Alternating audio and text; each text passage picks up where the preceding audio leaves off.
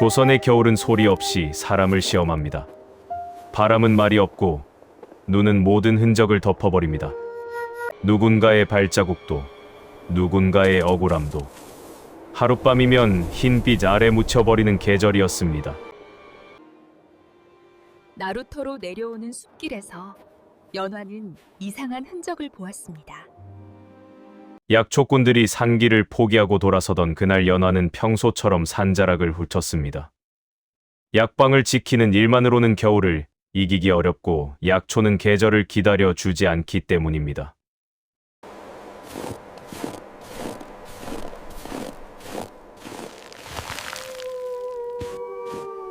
곳곳에 어두운 핏방울이 얼어붙어 있었습니다. 연화는 발걸음을 늦추고 조심스럽게 숲 안으로 들어갔습니다. 그곳 소나무 가지가 눈을 눌러 휘어진 자리 아래에 누군가가 쓰러져 있었습니다. 산에는 숨만 겨우 붙어 있었습니다.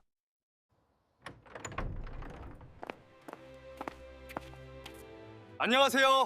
야담 이야기입니다. 구독과 좋아요는 이야기를 만드는데 큰 힘이 됩니다. 얼굴은 얼음처럼 창백했고 옷자락은 칼에 찢긴 듯 너덜너덜했습니다. 그런데 이상했습니다. 사내의 몸은 상처투성이었는데 자세만큼은 마치 무너진 기둥처럼 단단했습니다. 그 단단함이 오히려 연화의 등을 서늘하게 했습니다. 연화가 다가가자 사내의 손가락이 미세하게 움찔했습니다. 눈꺼풀이 살짝 들리며 눈동자가 번뜩였습니다. 그 눈빛은 겁에 질린 짐승의 것이 아니었습니다. 칼날처럼 날카롭고 불필요한 감정이 지워진 경계의 빛이었습니다. 연화가 숨을 삼켰습니다. 살아계세요?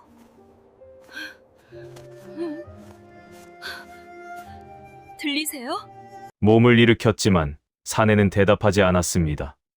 이리로 도망쳤다. 현상금 걸린 놈이다. 먼 곳에서 들려오는 발자국 소리와 거친 고함이 그들의 숨을 덮었습니다. 살아있든 죽어있든 상관없다. 목만 가져오면 된다. 연화는 직감했습니다. 이 사람은 단순한 떠돌이가 아니라 누군가에게 쫓기는 사람, 더 정확히는 사냥당하는 사람입니다. 연화는 망설이지 않았습니다. 사내의 팔을 자신의 어깨에 걸치고 눈보라 속을 비틀비틀 걸었습니다. 한 걸음마다 사내의 무게가 연화의 뼈를 눌렀지만 이상하게도 사내는 도와달라는 신음조차 내지 않았습니다. 살아남으려면 소리부터 죽여야 한다는 듯 약방 뒤편 창고 문을 겨우 열어 사내를 들였습니다. 연화는 문을 닫으며 낮게 속삭였습니다. 지금부터 아무 소리도 내지 마세요. 여기는 제가 지켜드릴게요. 2장. 달빛 약방과 숨겨야 할 손. 연화의 집은 대대로 약초를 다루던 집안이었습니다. 사람들은 그 집을 달빛 약방이라 불렀습니다. 밤에도 불을 밝혀 가난한 이들에게 약을 지어준다고 누군가는 칭찬했고 누군가는 손가락질했습니다. 여자가 밤늦게까지 불 켜고 사람들이면 말 나오지. 그래도 저 약방 아니었으면 우리 애 진즉 죽었다. 연화는 그런 말에 개의치 않았습니다. 병든 사람에게 밤낮이 없듯 약도 밤낮을 가리지 않는다고 믿었기 때문입니다. 연화는 사내를 창고 안쪽 집단 위에 눕혔습니다. 그리고 물을 데워 상처를 씻기려 했습니다. 옷자락을 들추자 상처가 드러났습니다. 칼에 베인 자국, 채찍에 맞은 자국, 불에 그슬린 듯한 자국. 그 중에는 관군이 쓰는 쇠갈고리에 긁힌 듯한 흔적도 있었습니다. 연화는 손이 떨렸습니다. 이 사람은 싸움꾼이 아니라 전쟁터를 지나온 자입니다. 연화가 상처에 약을 바르려는 순간 사내의 손이 번개처럼 움직여 연화의 손목을 낚아챘습니다. 연화는 숨이 막혔습니다. 사내의 손은 불덩이처럼 뜨거웠고 악력은 마치 쇠사슬 같았습니다. 하지만 그 눈빛 속에 담긴 것은 분노가 아니라 두려움과 절제였습니다. 다치게 하지 않겠다. 다만 가까이 오지 마라. 그런 경고처럼 보였습니다. 연화는 떨리는 목소리로 말했습니다. 해치려던 게 아니에요. 약을 바르려던 것뿐이에요. 사내는 한참을 바라보다가 천천히 손을 놓았습니다. 그리고 다시 고개를 숙였습니다. 그 침묵은 고맙다도 꺼져라도 아닌 오직 살아남기 위한 침묵이었습니다. 그날 밤 연화는 잠을 이루지 못했습니다. 창고 문 너머 사내가 숨을 쉬는 소리가 너무 조용했기 때문입니다. 사람은 살면 숨이 들리기 마련인데 그 사내의 숨은 기척을 지우는 숨이었습니다. 연화는 문틈으로 조용히 물었습니다. 말을 못하세요? 사내는 대답하지 않았습니다. 대신 아주 미세하게 고개가 움직였습니다. 못하는 건지 안 하는 건지 연화는 아직 알 수 없었습니다. 3장. 이름을 얻은 자, 서른. 며칠이 지나자 사내는 조금씩 기운을 되찾았습니다. 연화가 가져다 준 죽을 먹었고 따뜻한 물로 몸을 씻겼습니다. 그럼에도 사내는 말이 없었습니다. 이름도 고향도 아무것도. 연화는 한참 고민하다가 조심스레 물었습니다. 이름이 있으신가요? 사내는 고개만 숙였습니다. 연화는 작은 웃음을 지었습니다. 그럼 제가 부르기 쉽게 지어드릴게요. 눈 속에서 주었으니 서른쉐윤. 눈구름처럼 나타났다가 조용히 사라질 것 같아서요. 그 이름을 들은 순간 사내의 눈썹이 아주 미세하게 떨렸습니다. 그는 처음으로 연화의 얼굴을 정면으로 바라보았습니다. 연화는 그 눈빛에서 알 수 없는 슬픔을 보았습니다. 깊은 우물처럼 바닥을 알 수 없는 슬픔. 그리고 그 슬픔 밑바닥에는 분노가 얼음처럼 눌려 있었습니다. 연화는 무심한 척 웃으며 말했습니다. 이제부터는 그렇게 부를게요. 서로님. 사내 서로는 말없이 고개를 끄덕였습니다. 내장 붓끝에서 드러난 문식. 연화는 서론이 말이 없다면 글이라도 쓸 수 있으면 좋겠다고 생각했습니다. 그래야 속마음을 꺼낼 길이 생길 테니까요. 어느 날 밤 연화는 종이와 붓을 들고 창고로 갔습니다. 촛불 아래 연화가 하늘 천텐 자를 적어 보였습니다. 이건 하늘 천자예요. 따라 써 보실래요? 서로는 잠시 붓을 바라보더니 망설임 없이 잡았습니다. 거칠어 보이는 손이었지만 붓을 쥔 모양은 이상하리만치 단정했습니다. 사각사각. 붓이 지나간 자리에는 연화의 글씨보다 더 힘있고 반듯한 글자가 새겨졌습니다. 연화는 눈을 크게 떴습니다. 글을 아시네요? 서로는 대답 대신 시선을 피했습니다. 그 침묵은 오히려 말보다 더 많은 것을 숨기고 있었습니다. 연화는 그날부터 서론에게 더 많은 글을 보여주지 않았습니다. 그가 숨기려는 것을 억지로 파헤치면 그 숨김이 칼이 되어 연화를 베어올 것 같았기 때문입니다. 대신 연화는 다른 질문을 던졌습니다. 서루님, 손이 이렇게 거칠어도 붓을 잡는 자세는 선비 같아요. 전에 누구 곁에서 지내셨나요? 서루는 잠시 멈칫하더니 종이에 짧게 적었습니다. 지나간 일. 그 두 글자가 연화의 가슴을 묘하게 건드렸습니다. 5장. 사또 강치수의 탐욕. 보은 고을의 사또 강치수는 겉으로는 청렴한 척했지만 속은 썩은 나무 같았습니다. 백성들에게 세금을 더 걷고 장정들을 부역으로 끌어가며 반항하는 자는 옥에 가두었습니다. 어느 날 관아 아전들이 약방으로 들이닥쳤습니다. 사또께서 말씀하시길 약방은 돈이 된다 하셨다. 이달부터 약세 여수의를 2배로 내라. 연화가 항의하자 아전은 비웃었습니다. 여인네가 뭘 아나. 못 내면 약방 문 닫아. 연화는 이를 악물고 장부를 펼쳤습니다. 그날 밤 촛불 아래 연화는 숫자를 맞추며 한숨을 쉬었습니다. 그때 서론이 조용히 다가와 장부를 내려다보더니 붓으로 숫자 몇 줄을 적었습니다.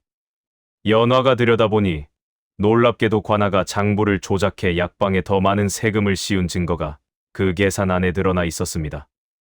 연화는 숨을 삼켰습니다. 이걸 어떻게? 서로는 고개만 숙였습니다. 말 없는 사내의 손이 세상의 거짓을 벗겨내고 있었습니다. 하지만 거짓을 벗기는 손은 늘 미움을 받습니다.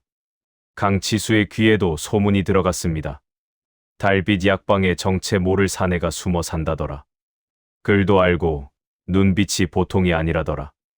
탐욕은 냄새를 맡는 법입니다. 강치수의 탐욕이 약방을 향해 고개를 들었습니다. 6장.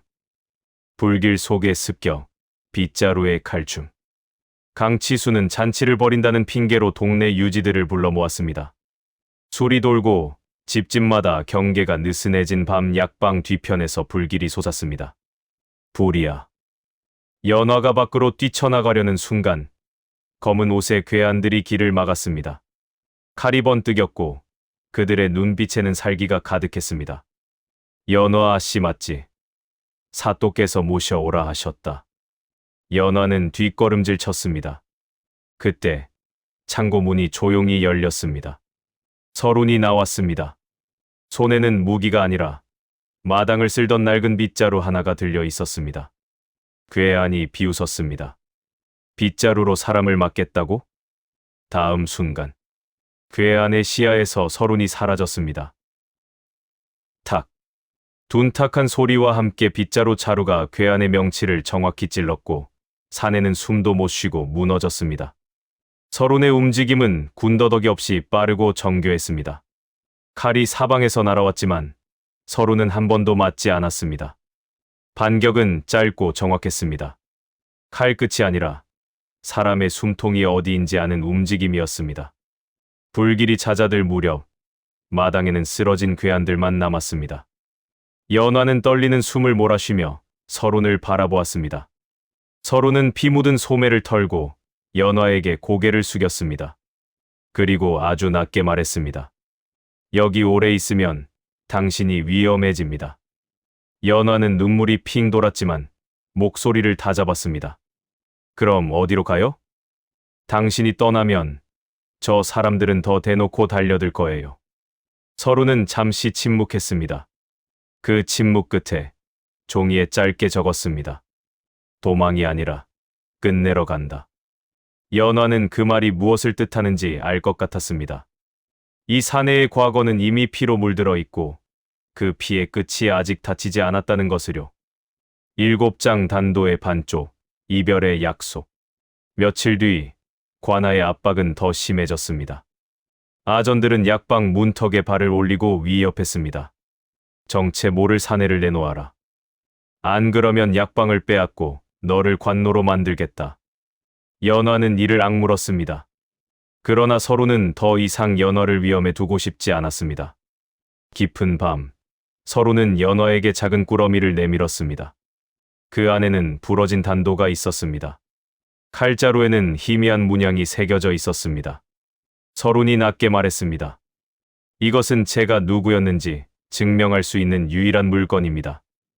연화는 단도를 꼭 쥐었습니다. 그럼 어디로 가요? 서룬의 눈동자가 흔들렸습니다. 한양으로. 연화는 떨리는 목소리로 말했습니다. 여기서 그냥 약방에서 살면 안 돼요? 저 혼자 버티기 어려워요. 서른은 연화의 뺨을 스치는 눈물을 거친 손가락으로 닦아 주었습니다. 제가 남으면 당신이 도망자가 됩니다. 당신을 평생 숨어 살게 하고 싶지 않습니다. 연화는 한참을 울다 결국 고개를 끄덕였습니다. 약속해요. 반드시 돌아와요. 제가 이 단도를 끝까지 지킬게요. 서로는 깊게 고개를 숙였습니다. 반드시. 새벽 안개 속으로 서룬이 사라졌고 연화는 단도를 품에 안은 채 서 있었습니다. 그 순간 연화는 알았습니다. 이 이별은 끝이 아니라 긴 싸움의 시작이라는 것을요. 8장. 약방이 무너진 밤, 관노의 길을 끈다. 서룬이 떠난 지 사흘째 되던 날, 강치수는 한양의 뒤를 믿고 약방을 덮쳤습니다. 역적을 숨겼다. 약방은 빼앗겼고 연화의 어머니는 충격으로 쓰러졌으며 연화는 관노로 끌려갈 운명이 되었습니다. 사람들은 수군댔습니다. 달빛 약방이 결국 이를 냈구먼. 정체 모를 산에 숨겨주더니 꼴이 저렇지. 연화는 울지 않았습니다. 울면 무너집니다. 무너지면 단도를 잃습니다. 단도를 잃으면 약속이 끊깁니다. 그날 밤, 연화는 관노로 끌려가던 길에서 목숨을 건 탈출을 감행했습니다. 맨발로 산길을 달렸고 가시덤불에 살점이 뜯겼습니다. 발바닥에 피가 맺히고 숨이 끊어질 것 같아도 멈추지 않았습니다. 나는 죽을 수 없다. 그가 돌아올 때까지, 이 단도를 전할 때까지. 연화가 숨어든 곳은 남쪽 포구의 작은 시장이었습니다. 이름도 신분도 버리고 그녀는 가장 낮은 자리에서 하루하루를 버텼습니다. 국을 나르고 생선머리를 모아 팔고 남들이 버린 채소 찌꺼기를 모아 장에 내다 팔았습니다. 처음에는 사람들의 조롱이 따라왔습니다. 양반집 딸이었대. 그래도 이제는 거지 신세지. 손이 곱더니 이젠 흙내가 나는구먼. 하지만 연화는 꺾이지 않았습니다. 그녀는 매일 밤 단도를 닦으며 다짐했습니다. 서른님이 피 흘리며 싸우는 동안 나는 이곳에서 살기를 만들겠다. 9장. 달빛 장부, 포구의 여장부가 되다. 연화는 숫자에 강했습니다. 약방에서 장부를 맞추던 습관이 시장에서 빛을 발했습니다. 이 고등어는 오늘 값이 오르지 않아. 바닷바람이 늦었거든. 소금은 지금 사둬요. 곧 통행이 막히면 값이 뛸 거예요. 사람들은 처음엔 비웃었지만 연화의 말이 틀린 적이 거의 없었습니다. 그녀는 시장의 흐름만 보는 게 아니었습니다. 보부상들이 흘리는 소문, 술 취한 아전들의 말, 나그네들이 전하는 풍문. 연화는 그것을 엮어 한양의 정세까지 짚었습니다. 그녀의 주막은 점점 커졌고 포구의 물류가 그녀의 주막을 거쳤습니다. 사람들은 그녀를 이름 대신 달빛 장보라 불렀습니다. 어느 겨울밤 주막에 들른 노병 하나가 연화를 보고 말했습니다. 아가씨 손등에 흉터가 가실 날이 없습니다. 연화는 거칠어진 손을 내려다보며 웃었습니다. 이 손으로 그 사람을 다시 붙잡을 수만 있다면 흉터 따위는 훈장일 뿐이에요. 그 말 속에는 사랑만이 아니라 결의가 들어 있었습니다. 연화는 누군가를 기다리는 사람이 아니라 누군가의 길을 여는 사람이 되어 가고 있었습니다. 10장. 한양의 칼바람, 서론의 본명. 한편 한양으로 향한 서론은 어둠 속에서 싸우고 있었습니다. 그는 자신의 옛 동료들 숨죽여 살아남은 무사들을 불러 모아 배신자들을 하나둘 처단했습니다. 그러나 적은 생각보다 거대했습니다. 왕의 눈과 귀를 가린 채 나라를 좀먹는 권세가들, 그들이 서론을 잡기 위해 수배를 내렸습니다. 서론의 목에는 현상금이 붙었고 자객들이 들끓었습니다. 어느 날 서론은 포구 쪽에서 올라온 소문을 들었습니다. 달빛 장보라는 여인이 있다. 시장 바닥에서 일어나 포구를 쥐고 흔든다더라. 서론의 가슴이 철렁 내려앉았습니다. 연화일지도 모른다는 생각이 들었지만 그는 감히 확인하러 갈 수 없었습니다. 자신이 가까이 가는 순간 연화가 또 위험해질 것을 알았기 때문입니다. 그때 자객들의 입에서 서론의 본명이 흘러나왔습니다. 도윤, 내가 살아 있었군. 한때 왕의 곁을 지키던 그림자 무사 도윤. 서론하니 도윤은 눈빛을 낮췄습니다. 그 이름은 그가 죽여버리고 싶던 과거였습니다. 하지만 연화가 지어준 이름, 서론은 그에게 처음으로 사람답게 숨 쉴 틈을 주었습니다. 도윤은 이를 악물었습니다. 내 이름은 서론이다. 그리고 내가 지키는 사람은 반드시 지킨다. 11장. 연화의 결단, 경제의 굴량을 움직이다. 어느 날 연화의 주막에 낯선 사내가 찾아왔습니다. 낡은 도포를 걸쳤지만 눈빛만큼은 날카로웠습니다. 그는 조용히 말했습니다. 부러진 단도를 가진 여인을 찾는다. 연화의 손에서 술잔이 떨어져 산산이 부서졌습니다. 그분이 살아 계신가요? 사내는 고개를 끄덕였습니다. 한양에서 마지막 싸움을 준비 중이다. 하지만 군량도 사람도 부족하다. 배후 세력이 길을 막고 곡식을 끊고 있다. 연화는 슬퍼할 시간도 아까웠습니다. 그날 밤 연화는 장부를 꺼냈습니다. 그리고 포구의 배주인들을 불러 모았습니다. 배를 빌리세요. 곡식은 바닷길로 올리고 소금은 육로로 돌리세요. 그리고 보부상기를 열어요. 사람들이 놀라 물었습니다. 왜요? 누굴 위해서요? 연화는 단도의 손을 얹고 말했습니다. 나라를 위해서요. 그리고 한 사람을 위해서요. 그 밤부터 연화는 움직였습니다. 하룻밤 만에 수백의 보부상들이 길을 열었고 포구의 배들이 물길을 탔습니다. 한양의 물가가 흔들리기 시작했습니다. 권세가들이 쌓아둔 곳간에 곡식이 시장에 풀리고 백성들의 입이 열리기 시작했습니다. 누가 우리 곡식을 훔쳐갔나? 누가 백성을 굶겼나? 연화는 조용히 그러나 거침없이 민심의 불씨를 키웠습니다. 12장 성문 앞에 횃불 단도에 한양 성문 앞 붉은 횃불과 비명이 뒤엉킨 밤 도유는 수십 겹 포위 속에서 피투성이가 되어 서 있었습니다. 성벽 위에서 권세가가 비웃었습니다. 끝이다. 내 이름도 내 숨도. 그때 성문 쪽에서 거대한 함성이 들려왔습니다. 길을 비켜라. 백성의 양식이 간다. 수천의 보부상과 백성들이 횃불을 들고 몰려왔고 그 선두에는 붉은 띠를 두른 여인이 말 위에 서 있었습니다. 연화였습니다. 연화는 외쳤습니다. 백성의 곳간을 훔친 자들이 진짜 역적이다. 칼을 들어야 할 곳을 잘못 들지 마라. 관군들의 눈빛이 흔들렸습니다. 성문 앞에 선 이들이 누군지 그들의 부모 형제인지 알았기 때문입니다. 연화가 품속에서 단도를 꺼내 던졌습니다. 서루님, 받으세요. 부러진 단도가 허공을 가르며 날아가 도윤이 쥐고 있던 반쪽과 맞물렸습니다. 칼날이 온전해지는 소리가 마치 오랜 약속이 닫히는 소리 같았습니다. 도윤의 눈에 푸른 불꽃이 되살아났습니다. 늦어서 미안합니다. 그리고 그는 성벽을 타고 올랐습니다. 번개 같은 칼끝이 원수의 심장을 꿰뚫었습니다. 그 순간 왕의 행차가 나타났고 진실이 밝혀졌습니다. 억울한 누명은 벗겨지고 권세가의 탐욕은 드러났습니다. 13장 한 잎의 약속, 황금보다 귀한 것. 전란의 불길이 잦아들고 봄이 왔습니다. 도윤의 누명은 벗겨졌고 연화의 억울함도 풀렸습니다. 왕은 도윤에게 큰 상을 내리려 했지만 도윤은 고개를 숙였습니다. 저는 저택도 땅도 원치 않사옵니다.